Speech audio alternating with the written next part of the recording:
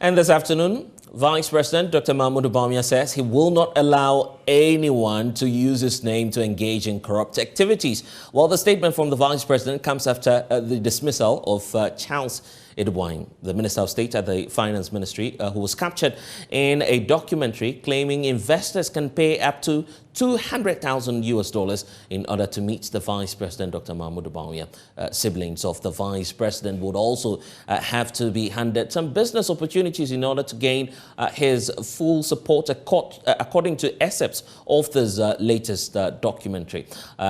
These are revelations, of course, that are contained in that yet-to-be published documentary by investigative journalist Anas Arimya Anas, titled Galamsey Economy. Already we do know that Charles Edouard has been dismissed, as I was indicating earlier, and on your screens now is a copy of that statement released by the Communications Directorate at the Jubilee House, indicating that the President of the Republic, Nana Addo Dankwa Akufo-Addo, has terminated the appointment of Minister of State at the Ministry of Finance, Mr. Charles Edouard, with immediate effect. After being made aware of the allegations leveled against the minister in the expose, Galamsey Economy, the president spoke to Mr. Edouard himself, after which he took the decision to terminate his appointment and also to refer the matter to the special prosecutor for further investigations. And of course, that statement continues to indicate, according to the spokesperson of the president, Eugene Ahin, that clearly the president thanked Mr. Edouard for his strong service to his government since his appointment in 2017, and wished the president, of course, this very embattled appointee, well in his future endeavors. So, well, we do know that Charles Edouard is not the only one in this. Of course, we know that there are more allegations of such nature that's been leveled against the Vice President in that documentary. In a previous announced documentary titled Number 12, former GFA boss, for instance, Kwesi Nyantikyi, had alleged that he could arrange a meeting with Dr. Bawumia if investors paid him $3 million in a bid to win juicy contracts. So based on that, the Vice President himself has been, of course, reacting to all of these allegations with respect to this very latest documentary, Galamsey Economy. And of course, the Vice President indicating there on Facebook and other handles of his on social media that his attention has been drawn to a video by Anas Arimya Anas, posted, quote, on a social media handle showing the Minister of State for Finance, Mr. Charles Edouard, apparently using my name, inter alia, to peddle influence and also collect money from supposed investors. I would like to state that if what the minister is alleged to have said is accurately captured in the video, then his position as a Minister of State is untenable. He should be dismissed and summarily investigated. The Vice President continues to indicate that I'm not aware of any of such meetings held by Minister Edouard or supposed appearance fee, which of course in that documentary allegedly was paid to the Vice, would be paid to the Vice President. My most cherished asset in life is my integrity, and I'll not allow anyone to use my name to engage in corrupt activities. The words of the Vice President there. Well, we know that Charles Edouard himself, we're getting a sense that he may be responding in a few hours or from now, but we still are waiting to confirm that. So let's broaden the conversation here and bring in some reactions which are already greeting this. Let me first of all tell you about Mary Ada. She's Programs and Research Officer at the Ghana Integrity Initiative. We also do have Ibrahim Mutala Mohammed, MP, Tamale Central, and a member of the Public Accounts Committee in Parliament. Ni'ama Adi is a lawyer and lead fellow at Center for Social Justice. Thank you all for joining us here on the Pulse. I'd like to start off with you, Mary, if you're on with us. Of course, Ghana Integrity Initiative has worked a lot around ensuring that there's transparency and accountability in our governance process. Looking at the snippets of what we're getting and the reactions coming through from the Vice President, that he cherishes his integrity, how do you feel that the Vice President should be demonstrating that more to the citizenry, knowing that he's under a lot of scrutiny now following the expose? Thank you. Good afternoon. Good afternoon to the other panelists and to your viewers. I believe that for the first time in our lives as a people, this is an opportunity for the Vice President to show and demonstrate that he really means business by going beyond just the Facebook page to call for a thorough investigation on his own. I am not talking about just writing on Facebook and what the president has done.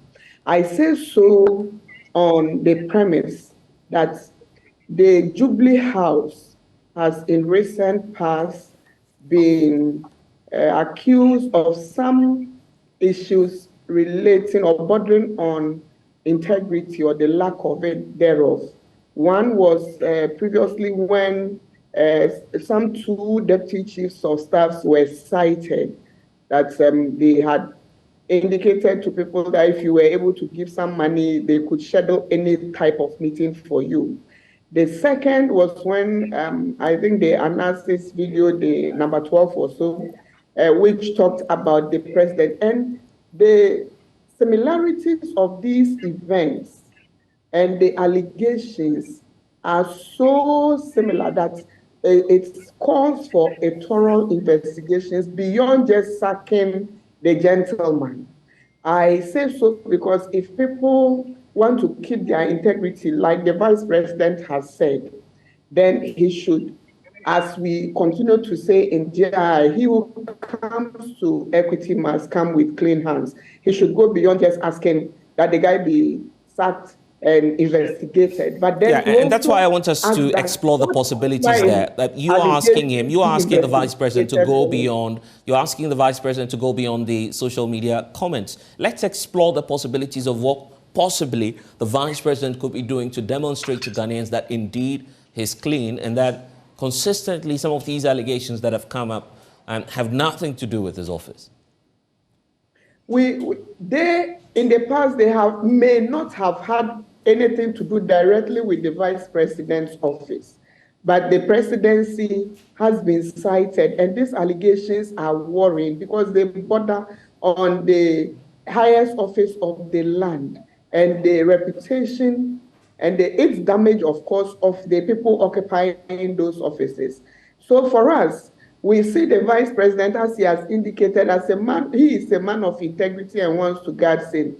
So what we would want to see is that you have said on Facebook that you would want this to happen, but then that allegation that is has a potential to tarnish your reputation should be dealt with, and he should be interested in carrying that one out, that I want this issue to be investigated. Special prosecutor, investigate this particular issue because it borders on my integrity.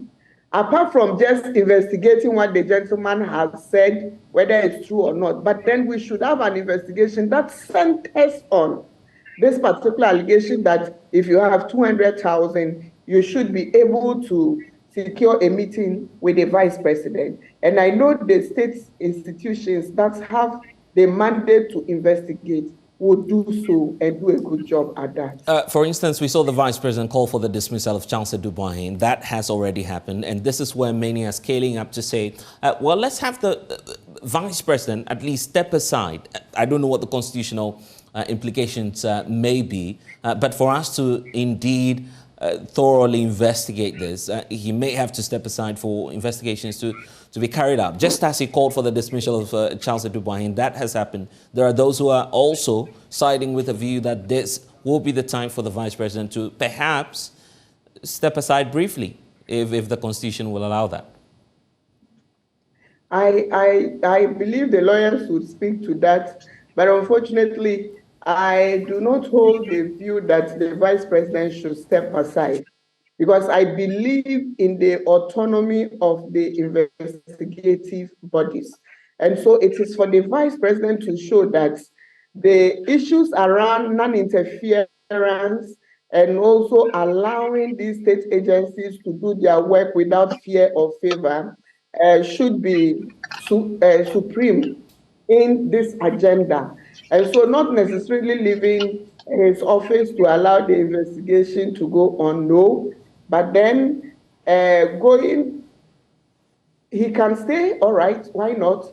But the investigation should be seen to manifestly be doing the right things and not being truncated. Like we have had some instances in the past where one investigation starts and another agency already comes on board to say that the investigation is concluded. In this case, I believe that the future integrity and the future prospects of our vice president critically lies on what exactly he would do. He has indicated he's a man of integrity. We do not doubt him at all. So it is for that purpose we are calling that he should, as a matter of urgency, ask that this should be done so that we put to bed any issues of doubts in people's minds as to whether he has integrity or not, and as to whether there is a potential of people engaging and paying certain sums of money to be able to physically engage in.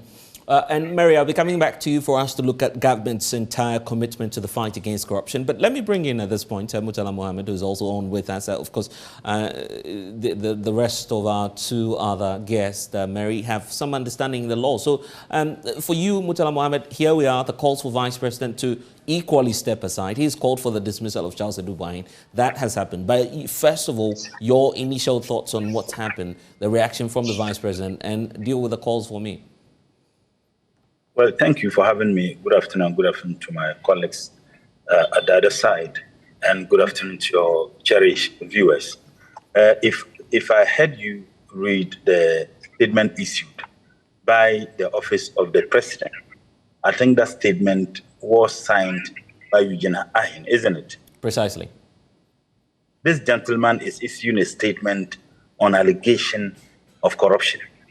Barely a year ago, there were serious allegations leveled against him in the matter of a dispute he had with his wife. Your station carried those serious and outrageous allegations. Did the president ask the gentleman to step aside for investigation to be done? No. Barely a year ago, there was an allegation made against the presidency by no less a person than one of the leading members of the MPP in Parliament. And let me add,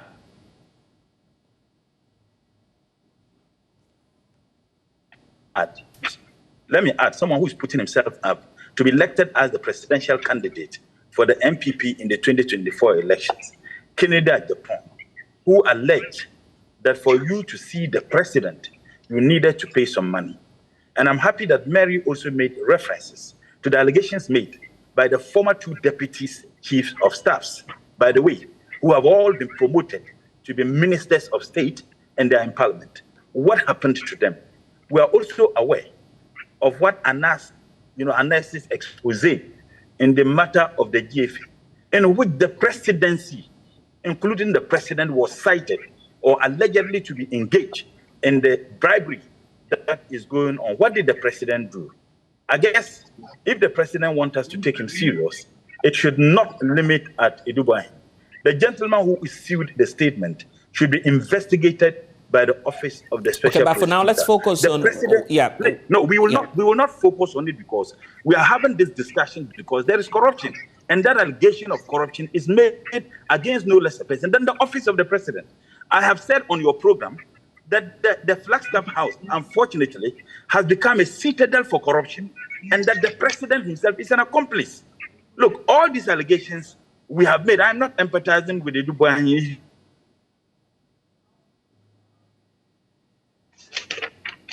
It appears we've lost Murtala Mohammed there, but we'll definitely try and reconnect to him briefly. But Nia Mahdi is also a lawyer. He's with the Center for Social Justice. Ni, your take on what's happening, and for you, how do we ensure that justice is indeed delivered to the people of Ghana, and not just the people, but also the minister who's involved now, Charles Edubane? And good afternoon to our viewers.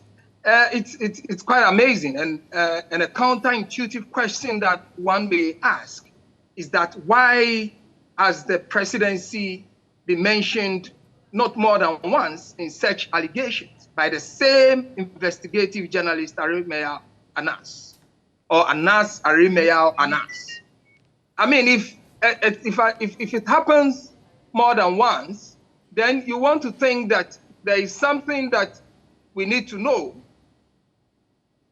Because what might be propelling that? Why should it always be that office? Okay, so that is a big question for us to ask. That are they using that office in vain, or there is a real clue as to something that goes on, but just that those things happens occasionally for us to see, just as it is in our hands now.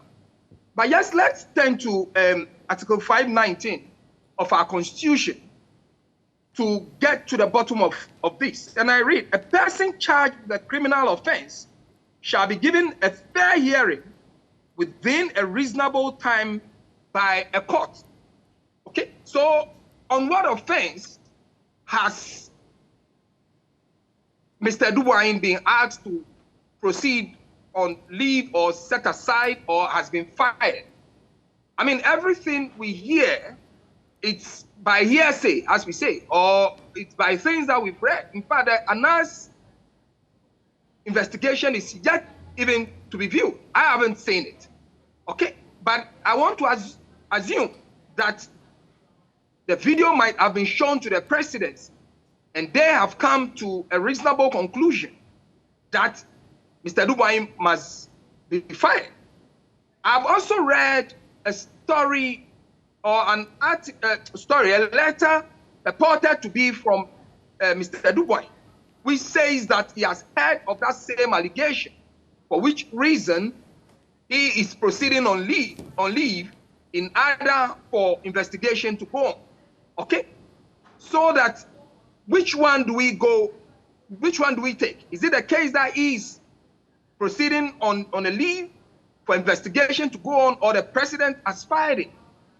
In any case, the law must be applied fairly and justly to all. And again, if you turn to Article 24,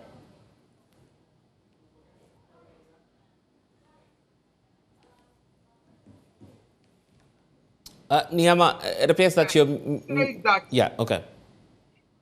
The public, it talks about public officers that can be put under investigation.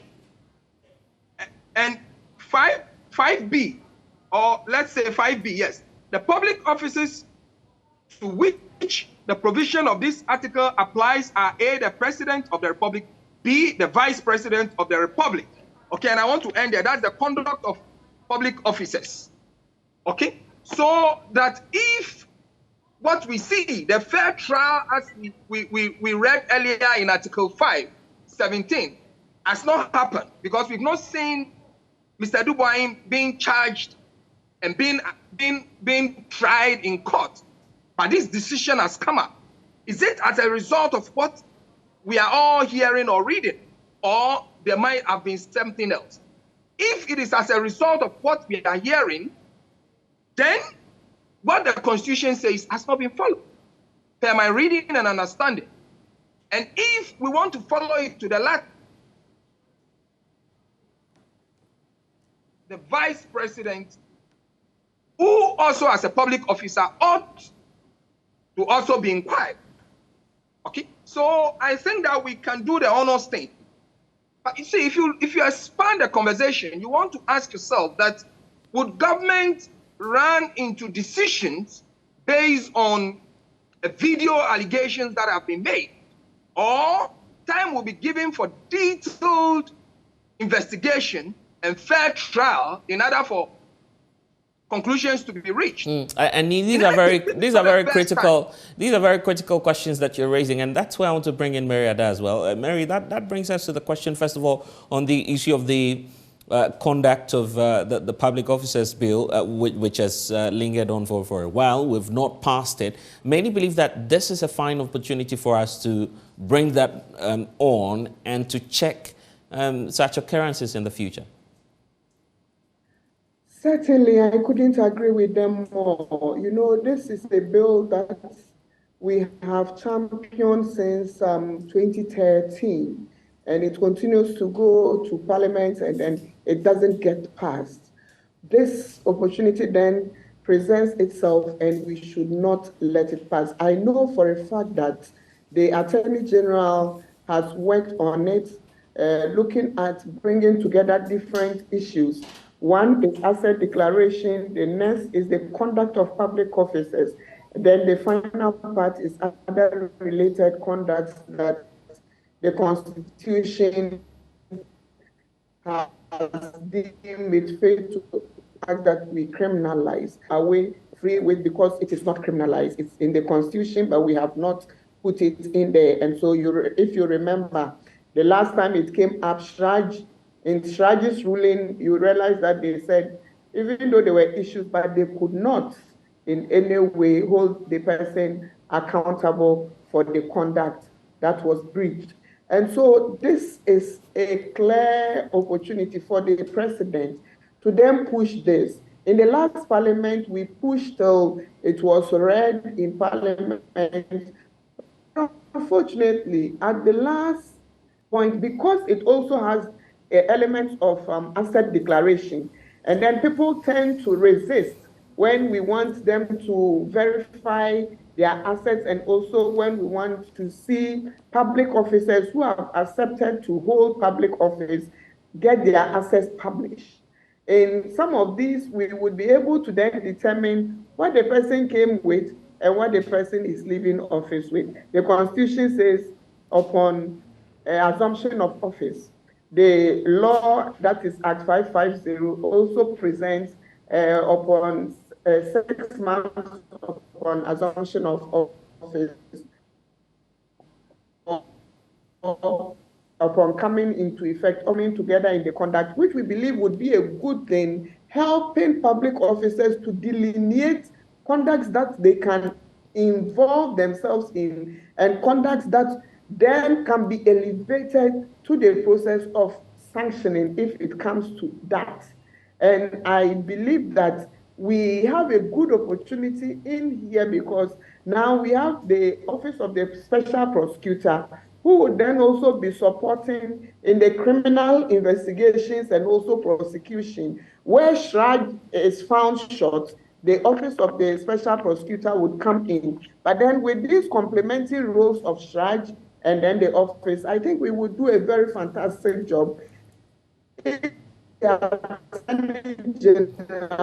Pushes for this law to be passed. And I say if the Attorney General does so, because it is he who is supposed to be championing this bill, even though Shraj pushed for it with support from civil society. And again, let me say that at this point, the president has no business not wanting this done, because when he wanted the RTI bill passed, he championed it and it got passed.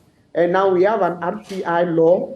When we wanted the Office of the Special Prosecutor in place, it is one that he championed. We, at the point, were in favor of this, and we went strongly on board to make proposals for the law to have some best practice examples, which we have done. And so this is no different.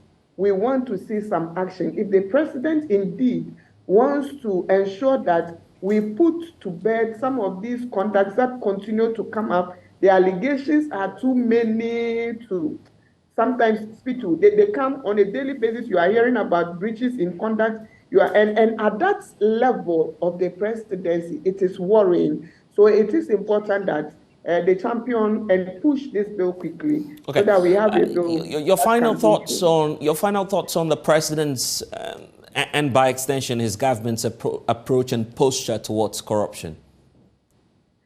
So it has been up and down. Let me say, it's been a lot of talk with little action. I say so. So perhaps maybe 60% of the talk and 40% of action, because I mentioned that they passed in their manifestos in 2016. As for 2020 to 2024, I really do not know exactly what the commitment is to the fight against corruption. It was very brief in the manifesto, which they are operationalizing.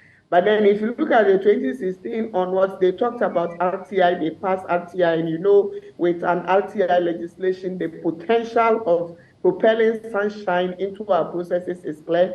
They talked about bringing on board a special prosecutor to ensure that the Article 88 challenges are curbed for now until we have a constitutional review process that takes care of the power of the Attorney General as the sole prosecutor of state.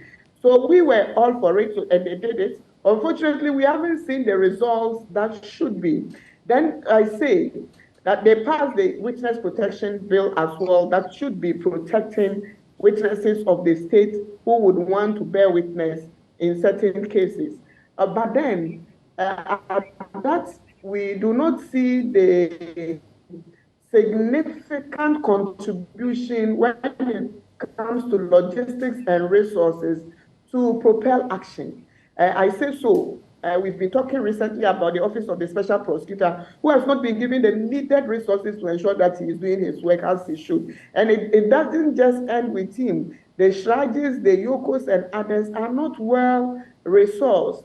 And then you realize also that there are challenges with some of the issues apart from the resourcing, with how investigations are carried out, and the tendency of interference when it comes to implementation of some of these investigations. I mentioned before that there was an instance where an investigation was being carried out, and before it was the committee started its work, another agency had already concluded that there was no wrongdoing. And so when things like that happen, and you continue to hear pronouncements of, oh, my people are not corrupt, if you have any issues, please come and provide them, then we can work with that. We know this president mentioned in his campaigns that all you need to do is to present an allegation and work would be done on it. And we agree that we should come with a little evidence.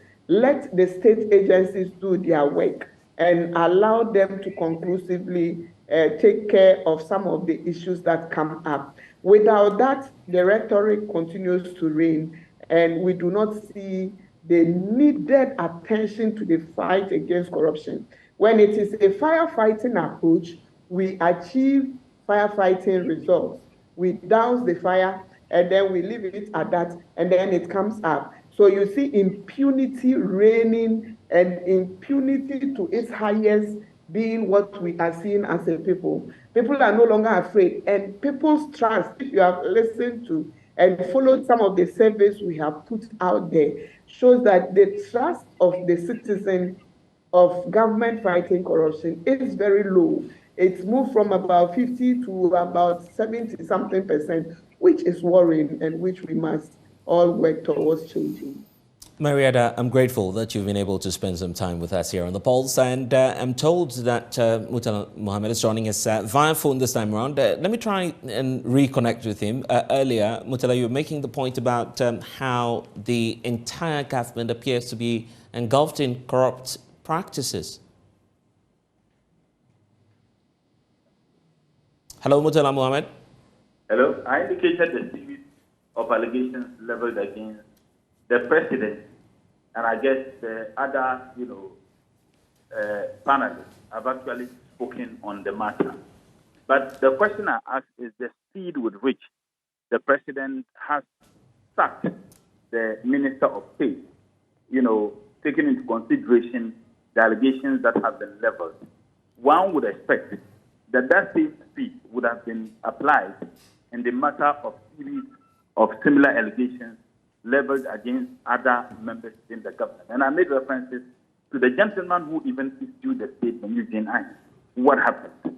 But the question is, why is it that the president is acting in the manner that he's acting? Is it just to feel safe? And the question you asked as to whether the vice president should also step aside, I absolutely support that position. It is not just the vice president, the entire gamut of this government. And I have said on your program that the Flagstaff House has become the citadel for corruption. You remember the last time I came on the program, in fact, the last 2 times I indicated that the president himself is an accomplice in the Galamsey business. And I gave justifications why I think that the presidency is accomplished. If you have a presidency that is working and working effectively, with all the security apparatus and the powers he has at the disposal of the president, there is no way that president or presidency wouldn't have been in the know, even long before Anas's investigation came out. I do know that when Anas conducts his investigations, he sometimes and most often discuss with presidents, particularly this president, because these allegations are made against his appointees. Why is the president acting now? Look, the earlier we just pray for this country, the better. If it has to do with corruption, this government is unwilling, is unprepared, and will never fight corruption. My last point, go and read the 2017 budget statement. Juxtapose that with the NPP manifesto in 2016. Every paragraph in the 2017 budget statement was pregnant with corruption and how they were going to fight corruption. As the years gone by, read 2018, the issue of corruption was reducing. Read 2019 budget, 2020. As a matter of fact, the last budget statement that was presented to us in Parliament, the 2022 budget statement, the word corruption was mentioned in it once. And as a matter of fact, that one, they're not talking about how they will fight corruption. So clearly there is no any preparedness on the part of this government to fight corruption. But tomorrow is very pregnant. Anyway, we'll leave that for now. Ibrahim Murtala Mohammed, MP for Tamale Central and also a member of the Public Accounts Committee. Of course, Niamadi, you'd have to forgive me. It appears that we do not have enough time. Obviously, this conversation will continue some time. Thank you, gentlemen and lady, for joining us here on The Pulse. Time now to...